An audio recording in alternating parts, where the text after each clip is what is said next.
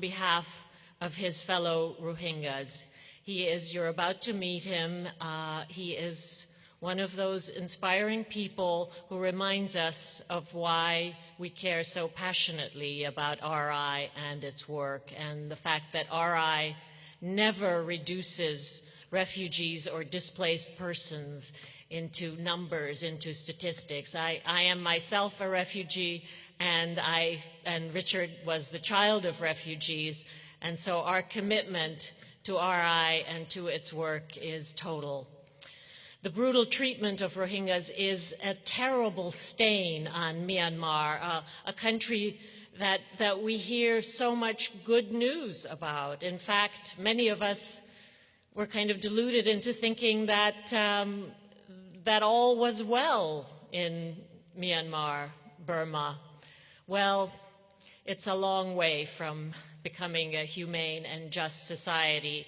And Tung Khin's presence tonight is a reminder for all of us that we can't call a victory in Myanmar and leave the scene. We have got to stay engaged until there are no more people living in these concentration camps for the crime of being from this minority Muslim population. So it is a great honor and a great privilege for me to present the Richard C. Holbrooke Prize to Tung Khin, who really in every way embodies the values that Richard stood for and that all of you stand for and that RI works so hard to uphold. Tung Khin.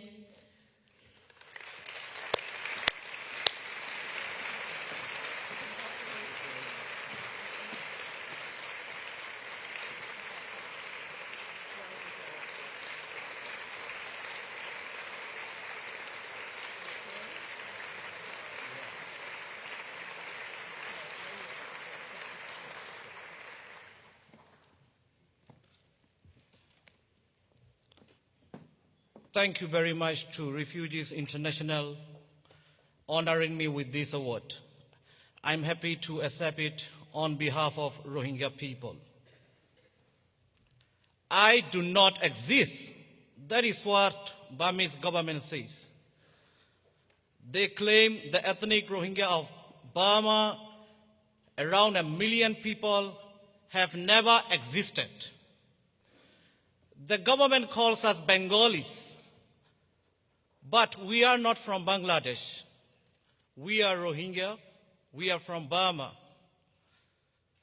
Recently, you have probably known about a lot of reforms in Burma. But for ethnic Rohingya, since reform began, things have gotten much worse. The new government has stepped up efforts to drive us out of Burma. To complete their goal, the government is using 3 tactics. First, we have been the victims of violent human rights abuses, including attacks which international experts said were ethnic cleansing and crime against humanity. Second, the government has deliberately impoverished us by denying us the right to work and the ability to move freely, even from one village to another village. Third, in the past 40 years, they have used a series of laws and policies to take away our rights. We have lost everything from our citizenship, the right to marry, the right to have children, and most recently, the right to vote. And their policies are working. In the past 3 years, at least 10% of the Rohingya in Burma, well over 100,000 people, have fled the country. They must be added to the hundreds of thousands of other Rohingya who previously fled persecution in Burma, myself included. I was born in Burma and brought up in Burma, but not allowed to be a citizen of Burma. As a Rohingya, without citizenship, I couldn't go to the university. As an underground activist, I was not safe in Burma. Members of my family and friends have been beaten to death for contacting international organizations and alerting them to our situation. I managed to leave Burma and went to UK, where I got a place at a university and got political asylum. Some of my friends in Burma say, I'm lucky I have escaped. I know I'm lucky, but I'm so sad that I can't return home. I can't go to my own country. I can't see my family and friends. In the UK, I was safe, but our people in Burma were not.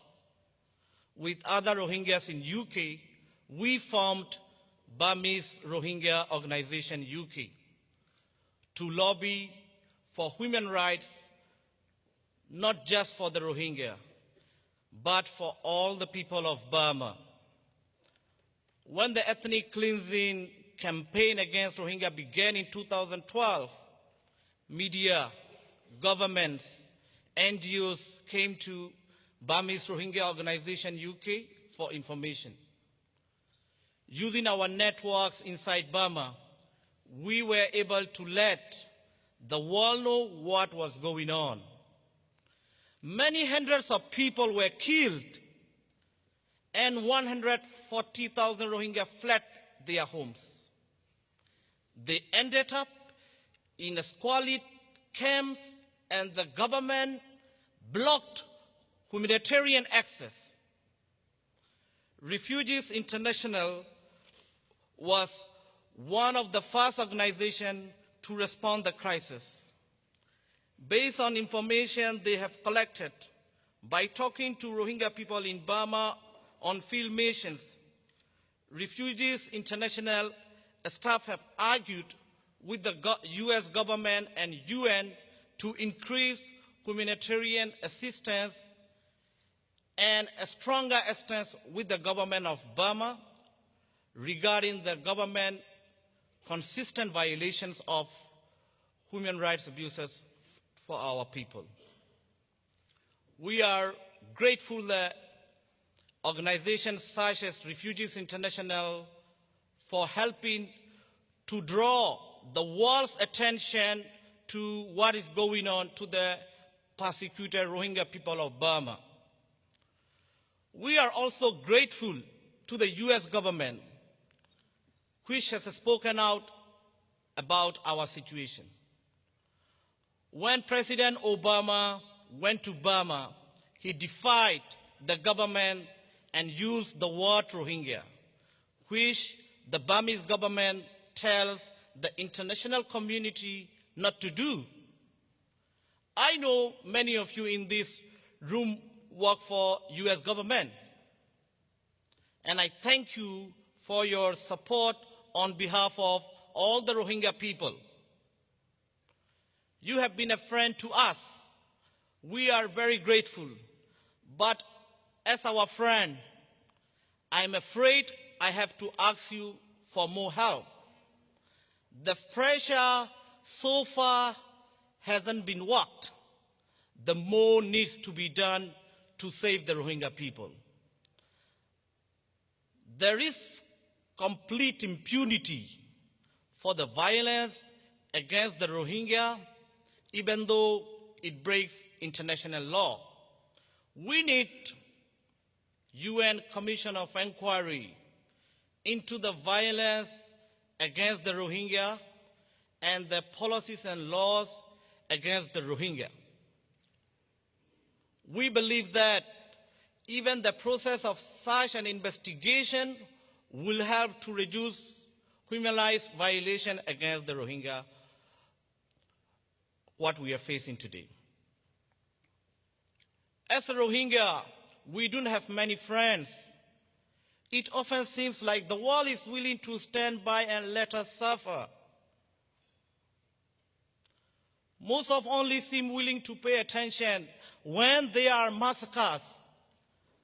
By coming here today, you have shown you care about our situation. I'm very grateful to you for taking the time to listen to what I have to say. But I will be honest with you, we need your help. We need you to do more. Don't wait for the next massacre. Take action now. If you do not, who else will help us? There is no one. It is you, the people here today, who are our hope. So please help us. Please do not forget the Rohingya minority people of Burma. Thank you very much.